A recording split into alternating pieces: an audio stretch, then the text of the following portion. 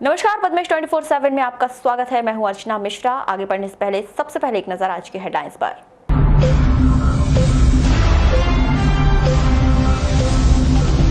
महाराष्ट्र से आने वाले दूध के टैंकर से कोरोना संक्रमण की अफवाह, आक्रोशित भीड़ ने टैंकर को रोका। 10 संदिग्धों की रिपोर्ट आई नेगेटिव, 9 की रिपोर्ट आना अभी बाकी। जबलपुर में शुरू होगी 2 नई कोरोना टेस्टिंग लैब, 24 घंटे में आएगी जांच रिपोर्ट। कृषि विभाग ने बीज निगम को 50 लाख का नहीं किया भुगतान, बजट की कमी बना कारण। अहमदाबाद और भोपाल में फंसे छात्रों ने मदद के लिए भेजा वीडियो। जिले में अलग अलग 2 घटनाओं में 2 लोगों की मौत। अधिवक्ताओं को मध्य प्रदेश शासन के मदद वाले आदेश का इंतजार। और अब खबरें विस्तार से। दूध के टैंकर से कोरोना का संक्रमण फैलने की अफवाह पर ग्रामीणों ने टैंकर का मार्ग अवरुद्ध कर दिया। इस आक्रोश के बीच टैंकर के ड्राइवर की जान सकते में आ गई। ग्रामीणों में शामिल कतिपय तत्व टैंकर ड्राइवर को मारने के लिए आतुर होकर टैंकर को आग लगाने के लिए भीड़ को उकसाने लगे।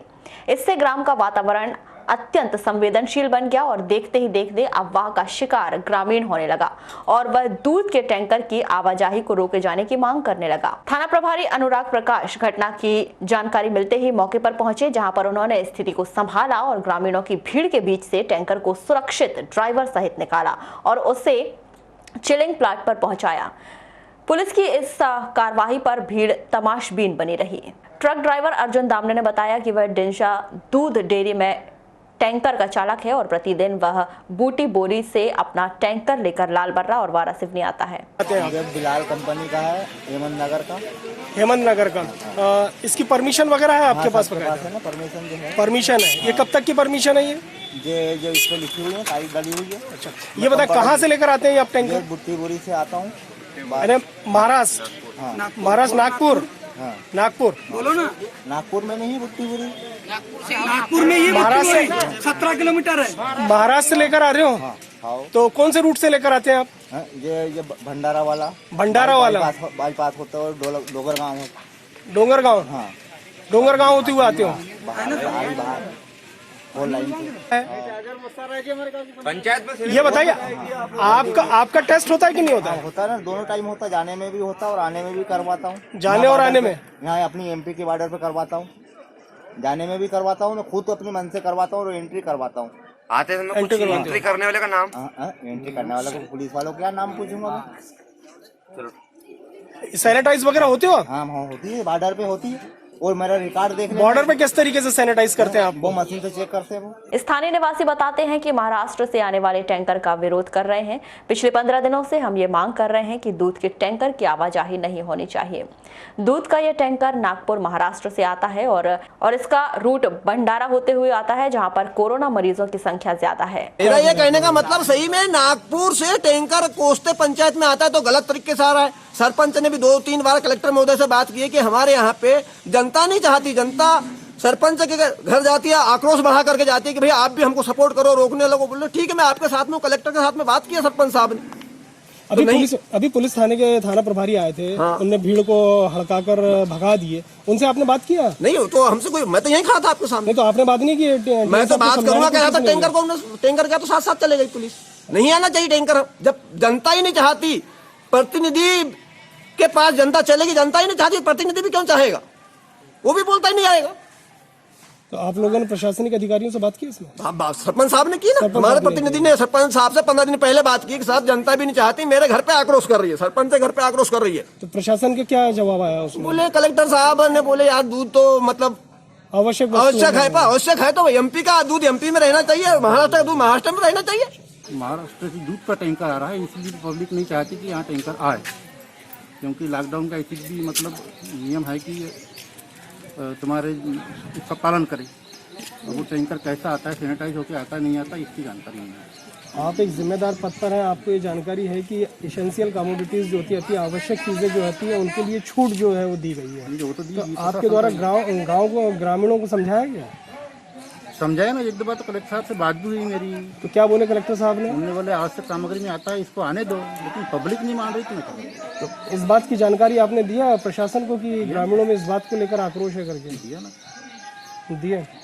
तो अभी क्या हल निकला है टैंकर को लेकर? अभी टैंकर का हल ये निकला है कि अभी मतलब टैंकर नहीं आएगा, यही हल है। किससे बात हुई है जो टैंकर नहीं आने की बात की जा रही है? पुलिस वाले से उन्होंने लिखित में मांगे ना कि अब टैंकर नहीं आएगा, दिए। थाना प्रभारी अनुराग प्रकाश ने बताया कि कोस्ते में दिनशा डूड चिलिंग पॉइंट है। नागपुर से टैंकर आता है और ये टैंकर बाकायदा सैनिटाइज्ड होकर आता है। लालबर्रा में भी ये सैनिटाइज्ड होता है। ड्राइवर का भी बाकायदा चेकअप होता है। यहाँ पर एक डेयरी सेंटर है, यहाँ से टैंकर के थ्रू जो है आवश्यक वस्तु में शामिल दूध जो है वो सप्लाई होता है। आसपास के जो गांव हैं वहाँ से इस डेयरी में कलेक्शन होता है और उसके बाद टैंकर के माध्यम से इसे संबंधित जगह पर पहुँचाया जाता है। कतिपय कुछ असामाजिक तत्वों ने ये अफवाह उड़ा दी थी कि जो टैंकर है उससे कोरोना फैल सकता है, जबकि इसको वेरीफाई किया गया तो पता चला कि जहाँ पे ये डिलीवर होता है दूध वहाँ पर से सैनिटाइज़ किया जाता है। उसके बाद जब ये लौट के आता है तब भी लालबर्रा में इसे भेज के सैनिटाइज़ किया जाता है और सुरक्षा उपक्रमों का पूरा प्रयोग किया जाता है। जैसे हम वर्तमान में भी देखें तो जो ये दूध भरने का काम है या जो इसके लिए जो लेबर खड़े हैं वो बाकायदा पूरा अपना सर से लेके मुंह हाथ वगैरह पूरा ढक के और उसके बाद कार्य कर रहे हैं। इस बात से जनता को पहले समझाया गया, जब नहीं माने तब उनको कड़े शब्दों में हिदायत दी गई और कड़ाई से इस चीज़ का पालन कराया गया। मैं अपने पुलिस बल के साथ यहाँ उपस्थित हुआ हूँ और अभी वर्तमान में जो दूध है वो भरा जा रहा है टैंकर में और उसके बाद संबंधित जगह पे। जिला मुख्यालय से 17 किलोमीटर दूर समनापुर के अंतर्गत आने वाले पंचेरा गांव के निवासी दीप सिंह टेकाम किसी काम से उत्तर प्रदेश के बांदा जिले में गए थे और वहां लॉकडाउन की वजह से फंस गए हैं। दीप सिंह ने अपना वीडियो भेजा है जिसमें जिला प्रशासन व शासन से अपील की है कि उसे जल्द से जल्द अपने घर वापस लाया जाए। मेरा नाम दीप सिंह टेकाम, ग्राम पंचेरा, ग्राम पंचायत धाकड़ा, जिला बालाघाट, मध्य प्रदेश का निवासी हूँ। मैं जिला लखनऊ पांदरीबा चारबाग में अचानक हुए लॉकडाउन की वजह से 35 दिनों से यहाँ फंसा हूँ। अतः महोदय जिला कलेक्टर से निवेदन है कि वे मुझे अपने घर जाने में मेरी सहायता करें। कोरोना संदिग्ध प्रकरणों में सैंपलों की संख्या बढ़ने की वजह से जबलपुर में ही मेडिकल कॉलेज में 2 अन्य लैब स्थापित की जा रही है, जिसमें लगभग 3 से 4 दिन बाद जांच शुरू हो जाएगी। आपको बता दें कि वर्तमान समय में केवल जबलपुर स्थित ICMR लैब है, जहां पर जबलपुर सहित आसपास के लगभग आधा दर्जन से अधिक जिलों के आने वाले सैंपल की जांच की जाती है। बीते दिनों में लगातार सैंपलों की संख्या अधिक हो जाने के कारण बालाघाट से भी जाने वाले सैंपलों की रिपोर्ट आने में 2 और उसके बाद अब 4 दिन तक का समय लग रहा है। Civil surgeon doctor RK Mishra ने बताया कि मेडिकल कॉलेज में दोनों टेस्टिंग लैब का निर्माण लगभग पूरा हो गया है। इस बात की जानकारी बीते दिनों ही उन्हें वरिष्ठ स्तर से मिली है और जल्द ही इस लैब से टेस्टिंग का काम शुरू हो जाएगा। जानकारी के अनुसार ICMR की क्षमता बढ़ने और मेडिकल कॉलेज में दोनों लैब प्रारंभ हो जाने से जबलपुर में कोरोना सैंपल टेस्ट की क्षमता बढ़कर 400 से 450 हो जाएगी। फिलहाल जबलपुर में केवल ICMR लैब में ही सैंपल का परीक्षण हो रहा है और इसकी क्षमता 125 से 135 सैंपल परीक्षण की है। संभाग के अन्य जिलों से आ रहे सैंपल के परीक्षण का दबाव भी इस लैब पर है। महामारी को लेकर प्रशासन के द्वारा 3 मई तक जिले की तमाम सीमाओं को सील कर दिया गया है। इसके बावजूद भी विभिन्न राज्यों से लोगों के लिए जिला मुख्यालय पहुंचने का सिलसिला जारी है। हालात यह है कि बॉर्डर पर मजदूरों से किसी भी प्रकार की जानकारी लिए बगैर उन्हें जिले के सीमाओं में प्रवेश करने दिया जा रहा है। 30 अप्रैल को हैदराबाद से करीब 40 युवा बालाघाट पहुंचे, जो कि परसवाड़ा के बीजा टोला जाने के लिए निकले थे, जिन्हें रानी अवंतीबाई चौक पर पुलिस पॉइंट में रोक लिया गया, जिनसे जानकारी लेकर उन्हें प्रतीक्षालय में रुकने की हिदायत दी गई।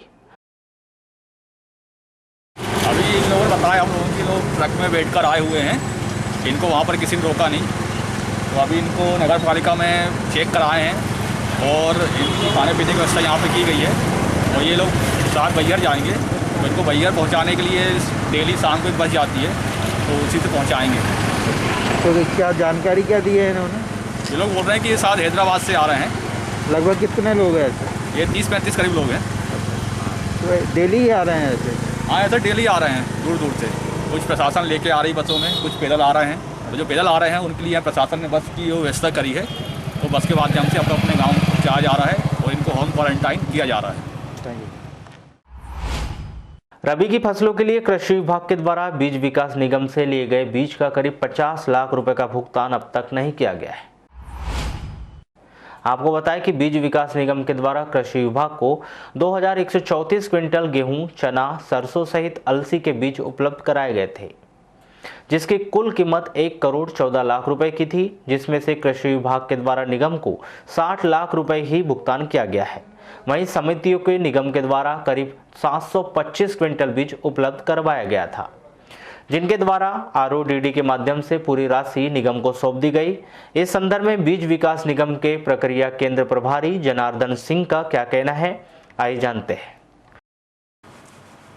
रबी 19-20 में कृषि विभाग को हमने 1 करोड़ 14 लाख का गेहूं, चना, अलसी, सरसों का बीज सप्लाई किया था उनकी विभिन्न योजनाओं के अंतर्गत। तो शासन द्वारा उनको जिन जिन योजनाओं में राशि आवंटित की गई उन राशियों का भुगतान हो चुका है। लगभग 50-60 लाख राशि शेष है जो आवंटन के अभाव में शेष है। जिले के रामपाली थाना के अंतर्गत ग्राम लालपुर निवासी भूपेंद्र उर्फ भावेश पिता सुखराम भगत 29 वर्ष की तालाब में डूबने से मौत हो गई। जानकारी के अनुसार मृतक नागपुर में ठेकेदारी करता है। लॉकडाउन के कारण नागपुर से अपने घर आया था और खेती का काम देख रहा था। 30 अप्रैल को दोपहर के समय भूपेंद्र अपने साथी दुर्गेश चौहान के साथ अपने खेत में पानी चलाने तालाब का पाइप खोलने के लिए गए थे। पाइप खोलने के बाद दोनों तालाब में उतरे और नहाने लगे। भूपेंद्र नहाते समय गहरे पानी में चले जाने से उसकी डूबने से मौत हो गई। 22 मार्च को जनता कर्फ्यू के बाद किए गए लॉकडाउन की वजह से भोपाल, इंदौर में पढ़ाई के लिए गए बच्चे और उनके परिजन इन दिनों बहुत अधिक परेशान हैं। ऐसे ही कुछ परिजनों ने अपनी परेशानी बताई कि बीते 1 महीने से लगातार ई-पास के लिए SDM कार्यालय के बीच चक्कर लगा रहे हैं, लेकिन जिला प्रशासन की ओर से कोई भी जवाब नहीं मिल पा रहा है। बच्चे भोपाल में परेशान हैं और घर आना चाहते हैं। मेरा नाम आकाश बिसेन है, मैं बालाघाट का रहने वाला हूँ। मैं भोपाल में कोचिंग करता हूँ और लॉकडाउन शुरू होने के पश्चात मैं यहाँ फंसा हुआ हूँ, जिस कारण पर मुझे परेशानियों का सामना करना पड़ रहा है बहुत, और मुझे घर जाना है। मैंने इधर उधर बहुत ट्राई किया पर मुझे परमिशन नहीं मिल पा रही है, और मेरा आपसे अनुरोध है कि प्लीज़ जल्दी से जल्दी कुछ व्यवस्था की जाए जिसके चलते मैं अपने घर जा सकूं। मेरा नाम संजय कंसेरिया है, मैं NRI कॉलेज की 3rd ईयर की स्टूडेंट हूँ। मैं यहाँ एग्ज़ाम देने आई हुई थी, जिसके चलते यहाँ पे लॉकडाउन हुआ और लॉकडाउन इतना बढ़ गया है कि मैं यहाँ पे हॉस्टल में फंस गई हूँ और मुझे यहाँ से घर जाने की कोई भी सुविधा प्राप्त नहीं हो पा रही है। मैंने ई-पास के लिए भी ट्राई किया था पर वो नहीं हो पाया, जिसके चलते मैं यहाँ फंसी हुई हूँ। हमारा बच्चा भोपाल में पढ़ रहे हैं। वहाँ पे हमारे बच्चे क्या कहते हैं 4 बच्चे हमारे फंसे हैं। उनके पास में खाने पीने की पूरी व्यवस्था क्या कहते हैं ख़त्म हो गई है। मोबाइल का बैलेंस भी ख़त्म हो गया है। हम प्रशासन से यही चाहते हैं कि हमारे बच्चे को कैसे से भी हमारे तक पहुँचा दें, घर तक। क्या नाम है आपके बेटे का? जीत तुरकर है। क्या करता है वहाँ पर? वहाँ पे पॉलिटेक्निक कर रहा है वो। लगभग कितने बच्चे वहाँ पर फंसे हुए हैं? कम से हमारे कॉलोनी के तो 8 से 10 बच्चे भैया फंसे हैं, और बिरसा के हैं जो रूम पार्टनर हैं, मलाजखंड के बच्चे फंसे हैं।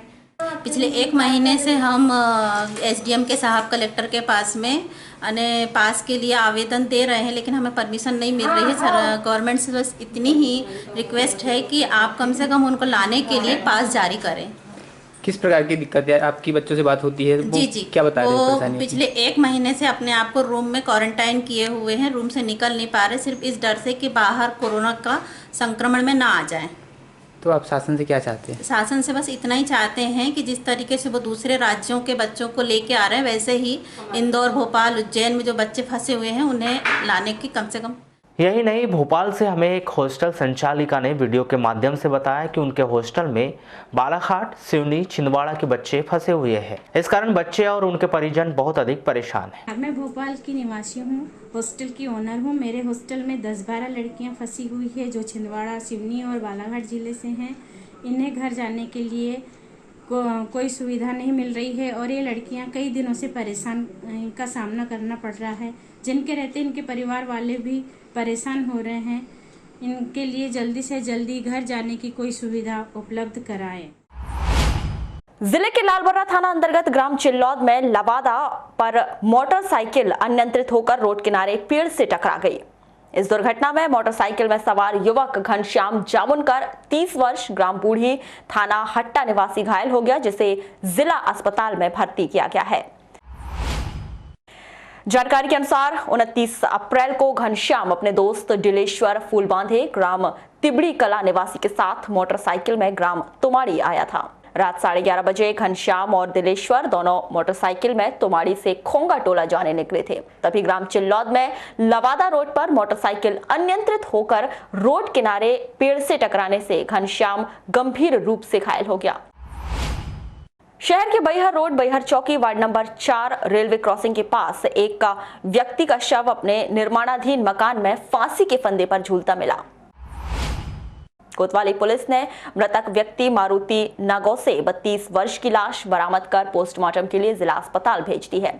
इस व्यक्ति ने फांसी किस वजह से लगाई है, अभी ये स्पष्ट नहीं हो पाया है। फिलहाल कोतवाली पुलिस ने मर्ग कायम कर जांच में लिया है। कल सवेरे 5 बजे क्या कर रहे थे? पानी भर रहे हैं ना। कौन कौन रहते हैं इनके साथ में? अब उसी मिसेज है, बच्चे दो, वो तो अपने मायके चले जाएंगे। वर्तमान समय की बात करें तो कौन कौन थे अभी? अभी कोई भी नहीं। कब से नहीं है ये लोग? अब जब 8-10 दिन से नहीं। क्या काम करते थे? हमारे करते थे। अच्छा, क्या नाम है इनका? उसका मारुति का नाम मारुति, पिता रतिराम नागो से है, करीब 30-35 साल का है। हमारी काम करता था। इसकी पत्नी 1 सप्ताह के पहले साथ मैके चले गई है ग्राम बड़गांव। तब से ये घर पे अकेला ही था और इसने फांसी कब और कैसे लगाया इस संबंध में किसी को कोई जानकारी नहीं है। बॉडी पीएम के लिए भेजी जा रही है। पीएम की होने के बाद ही पता चलेगी कि क्यों फांसी लगाया। शहर के भटेरा चौकी में देवास से एक युवती के आने की खबर मिलने पर जिला प्रशासन की टीम जांच के लिए उसके घर पहुंची। तहसीलदार रामबाबू देवांगन ने बताया कि युवती अनुमति लेकर बालाघाट पहुंची है और उसने बताया कि वह जिस स्थान पर रहती थी वो ग्रीन जोन में आता है, बावजूद इसके उसे घर पर ही क्वारंटाइन रहने की सलाह दी गई है। ऐसी जानकारी मिली थी कि एक लड़की इंदौर से यहाँ पर कल ही रात में आई है और संदिग्ध बताया जा रहा था उनको। हमने उसकी जांच की घर पे पहुंचकर और ये पाया कि जो लड़की है उसका नाम सुनीता सोंडाहारे है और वो देवास ज़िले से जारी पास से मेडिकल ग्राउंड के पास के आधार पर वो यहाँ पर कल रात में 7 बजे बालाघाट आई है और कल से आने के पहले उनका चेकअप कराया गया बालाघाट हॉस्पिटल में। प्रारंभिक स्क्रीनिंग में किसी भी प्रकार के लक्षण अभी नहीं पाए गए हैं और जो बालिका है वो अपने घर पे पृथक से कमरे में होम क्वारंटाइन है, परिवार से भी बराबर दूरी बनाकर रह रही हैं। और जो शिकायत है कि बाहर घूमती है, प्राथमिक जांच में तो ऐसा कुछ पाया नहीं गया। क्यों? इसका एक कारण ये भी हो सकता है कि इनकी जो बहन है वो लाने जाने के लिए उनके द्वारा भी ज़िले से पास लिया गया था मनीषा के नाम से। 30 मार्च को शहर के सरेखा में चोरी के आरोप में कोतवाली पुलिस ने चोरी का खुलासा किया है। कोतवाली थाना प्रभारी विजय सिंह परस्ते ने बताया कि नवेगांव थाने में एक चोरी का आरोपी गिरफ्तार हुआ है जिसने सरेगा कोसमी में चोरी करना कबूल किया है। उसी राहुल नामक आरोपी निवासी गड्ढे मोहल्ला को पुलिस रिमांड में लेकर पूछताछ की गई तो उसने कोसमी में चोरी करने का खुलासा किया। ये आज से करीबन 1 माह पूर्व थाना कोतवाली के सरेगा क्षेत्र में एक चोरी की वारदात हुई थी जिसमें जो है रात्रि में पूरा परिवार घर में सोया हुआ था और उसी दौरान जो है दरवाज़ा खोलकर अज्ञात 3 आरोपी घर में घुस करके ताला तोड़ करके करीब नहीं तो 11 नग सोने चांदी के जेवरात व 21,000 रुपये नकदी चोरी करके ले गए थे, जो फरियादी भोजराज धूपे निवासी सरेखा की रिपोर्ट पर थाना कोतवाली में अपराध क्रमांक 172/20 धारा 453-380 पंजीबद्ध कर विवेचना में लिया गया था। विवेचना के दौरान जो सरगर्मी से अज्ञात आरोपियों की तलाश पतरस्सी की जा रही थी। इसी दौरान जो ज्ञात हुआ कि थाना नवे गांव में भी चोरी की वारदात हुई है, जहां पर एक आरोपी पकड़ा गया है जिसने थाना कोतवाली के सरेखा क्षेत्र में चोरी करना बताया है। उक्त सूचना पर जो है माननीय न्यायालय के समक्ष डायरी पेश कर पुलिस प्रशासन द्वारा रोजाना शहरवासियों को लॉकडाउन का पालन करने की हिदायत दी जाती है। बावजूद इसके लोग चोरी छुपे गली मोहल्लों से होते हुए शहर भर घूमते दिखाई देते हैं। 30 अप्रैल को पुलिस मार्च के दौरान प्रेमनगर सहित अन्य क्षेत्रों में पुलिस को लोग बेवजह घूमते दिखाई दिए तो उनसे पुलिस ने उठक बैठक कर और मेंढक चाल चलवाई और दोबारा इस तरह ना करने की हिदायत दी।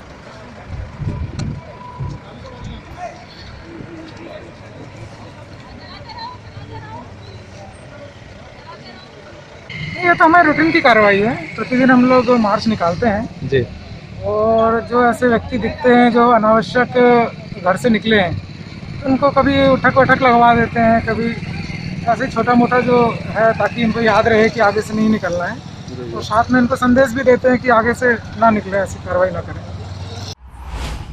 और अब पद्मेश न्यूज की तमाम खबरों के लिए आप हमारे YouTube channel Padmesh news Balaghat को भी सब्सक्राइब कर सकते हैं। जिले से नौकरी करने गए 2 दर्जन से अधिक युवाओं ने वीडियो भेजकर मध्य प्रदेश शासन से घर वापसी की गुहार लगाई है। स्किल डेवलपमेंट की ट्रेनिंग देने वाले ट्रेनर भूपेंद्र धुवारे ने बताया कि युवा ट्रेनिंग लेने के बाद अहमदाबाद कंपनी में नौकरी करने के लिए गए थे, लेकिन लॉकडाउन की वजह से वहां वे फंस गए हैं और बालाघाट वापस आना चाहते हैं। जी देखिए, हमारे यहाँ पर जो दीनदयाल उपाध्याय ग्रामीण कौशल विकास योजना के अंतर्गत हमारे यहाँ पर ट्रेनिंग दी जाती है, तो हमारे बच्चे लोग का यही कहना है कि हमारे को अहमदाबाद से जो बालाघाट तक लाने की प्रशासन द्वारा व्यवस्था की जाए।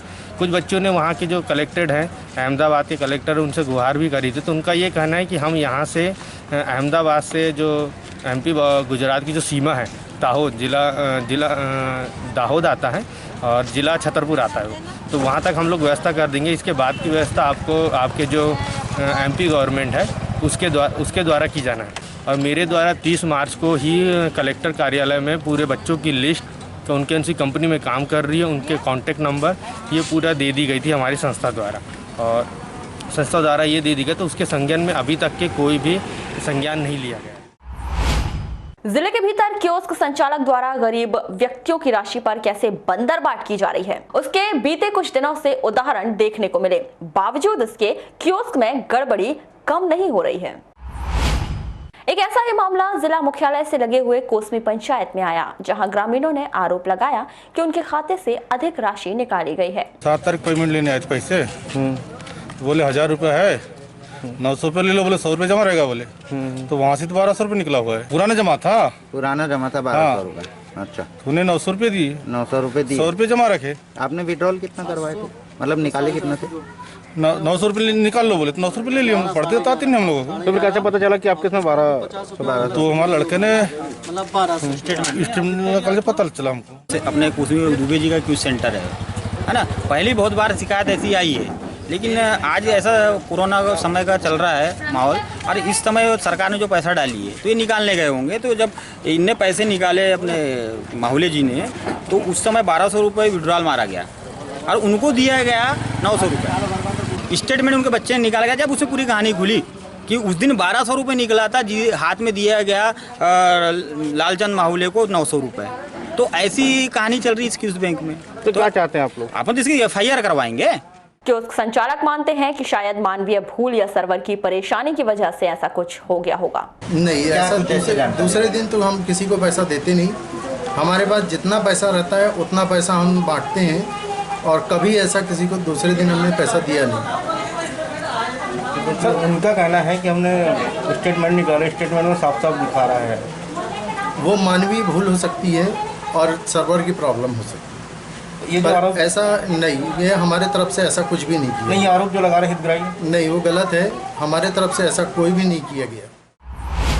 वारासिवनी थाना अंतर्गत एक ग्राम में 6 महीने पहले 15 वर्षीय बालिका के साथ सामूहिक दुष्कर्म किया गया था। पीड़िता के गर्भवती होने पर इस मामले का खुलासा हुआ।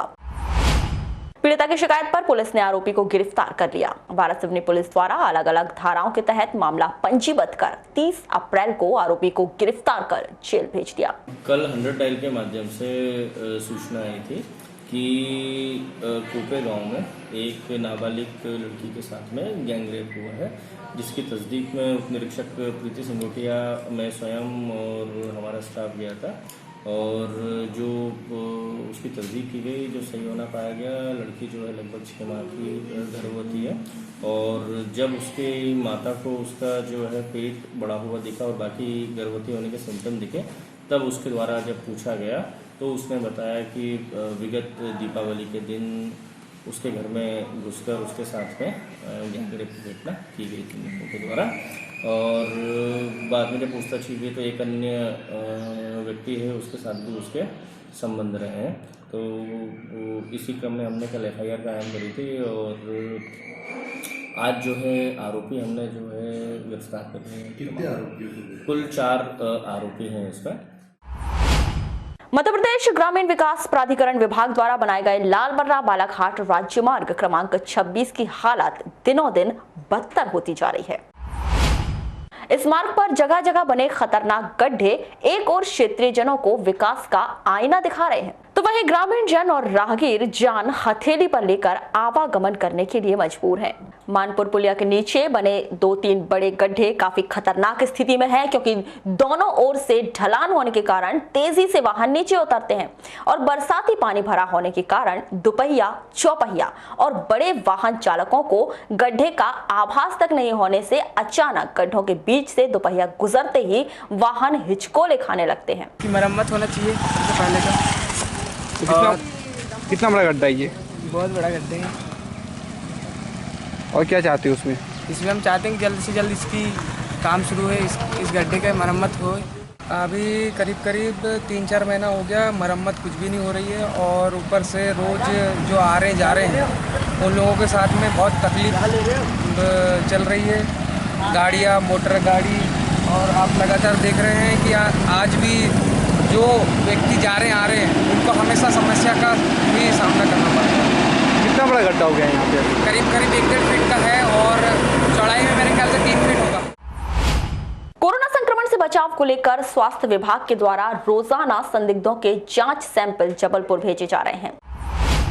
जिला अस्पताल द्वारा बीते 5 दिन में भेजे गए 16 सैंपल में से अब तक 10 सैंपल की जांच रिपोर्ट निगेटिव आई है। वहीं एक सैंपल रिजेक्ट कर दिया गया है, तो पूर्व में भेजे गए 3 सैंपल के साथ ही 30 अप्रैल को भेजे गए 6 सैंपल सहित कुल 9 सैंपल की जांच रिपोर्ट का इंतजार है।